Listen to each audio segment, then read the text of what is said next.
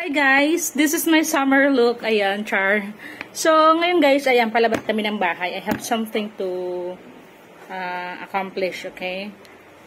But before that, before I go out, I would just love to share a bit of tips pertaining to this summer season, okay? So, what are we going to do? That at this point of time, it's summer, okay? So, of course, kung lalabas kayo ng bahay, always bring water with you, okay? Keep yourself hydrated, okay? As much as possible, you need to bring at least 1 liter of water, cold water, in a bottle or whatever bottle that you have at your home, okay? And of course, magdala kayo ng pamunas, like mga face towel, mga small towel lang. Kasi talaga, pag lalabas kayo guys, mainit, tapawisan kayo, at least kayo paano ready na kayong pamunas-munas, di ba? So, ayan, ganyan, be ready kayo lagi. Alam nyo guys, I've been doing that.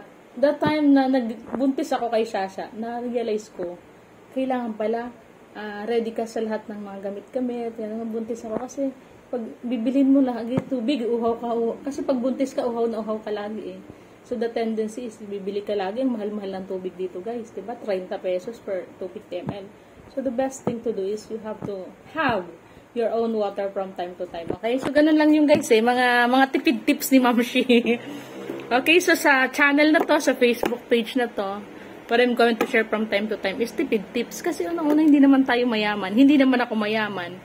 And of course, you have to cost cut from time to time in order for us to save at least a bit of penny. Okay? Ayan. At kung lalabas naman kayo, syempre, yung important thing. Ano ba yung sadya mo? Bakit ka lalabas? Kung pwedeng pagsama-samahin nyo na yung lakad nyo para makatipid na kayo sa pamasahe. Diba? Sa snack. Kasi pag lumabas kayo guys ng bahay, hindi biro ang gastos.